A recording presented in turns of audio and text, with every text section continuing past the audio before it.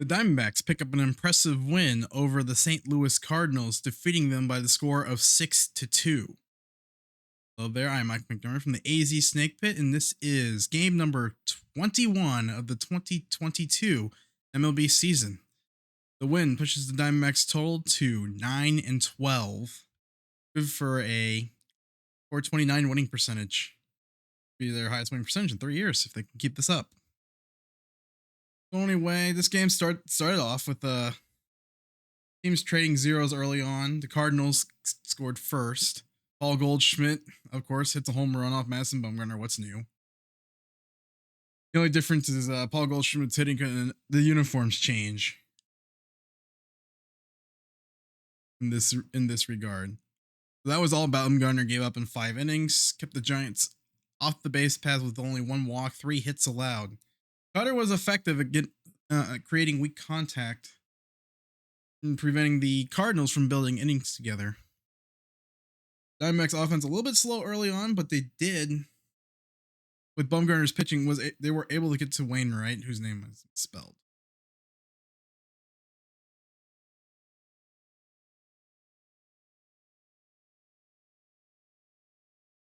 But they were able to get to him a bit late. They had him on the ropes in the 6th inning, I believe.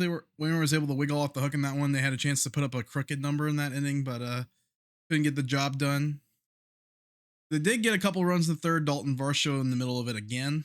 Hit a little bouncing ball down the right field line for a double. He did 2 runs. It was a situation when the Diamondbacks not necessarily getting, well, they did get their hits with runners in scoring, but also with a runner at third, less than 2 outs, putting themselves in a situation to drive in a run. And where Smith hit a little slow ground ball up the middle with a runner at third. Then also in the 7th inning, Peralta driving the ball for a sac fly. Those ended up being 2 critical runs, allowed the D-backs to get some breathing room.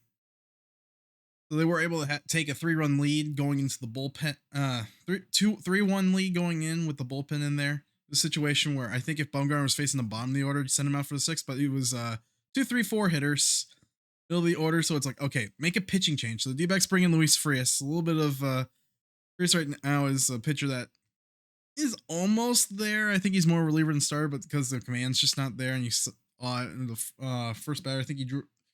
No, second batter, Tyler Neal drew a walk, but then Frias was able to get out of the inning unscathed in the 6th. So in the 7th, the Diamondbacks were able to take advantage there and pick up a couple extra hits, put up 2 more runs, and the Cardinals to blow this thing open a bit.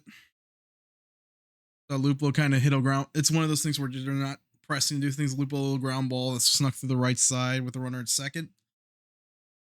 And after hitting a walk, just open up the inning, just getting those hits with runners in scoring position, kind of thing. It's a nice thing to see the team do that.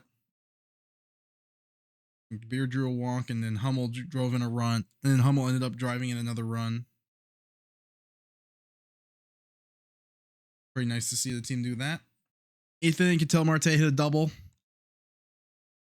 Well, he's been struggling most of the year. The plate will take any production he provides at the plate right now, and hoping it kind of kickstarts him a bit.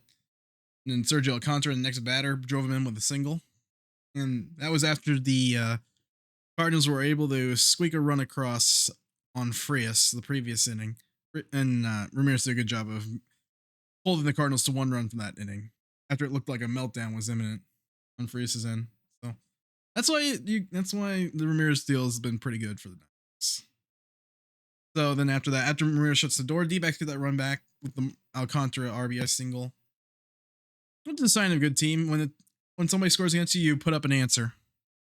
And that was pretty much it for the scoring. The Diamondbacks got scoreless outing from 2 1/3 scoreless from the combination of Ramirez got 3 outs, 1 out from hand supply. Then Ian Kennedy, a clean 9th inning for I guess you can call it no save, but it'll be interesting to see how Kennedy pitches 9th inning with Mark Melanson on the COVID injured list. So that it obviously throws kind of the bullpen out of whack a little bit. It could be a situation where everyone moves up an inning, and theoretically, it's like it can, and maybe and it also would cause Torey Lovell to perhaps be a lot more think more about matchups more as opposed to this guy gets this inning kind of thing. Be a matchups oriented thing, and picking and choosing when to go for when to send picking your spots when to go to Kennedy. Maybe if the middle order comes in the eighth, you pitch Kennedy in the eighth inning, and you worry about the ninth inning, you send in somebody else for the ninth inning. Or if you anticipate the middle of the order coming up in the ninth inning, you would send Kennedy in the ninth inning, kind of thing. That's kind of the options that Torrey will have to deal with in the back end of the bullpen.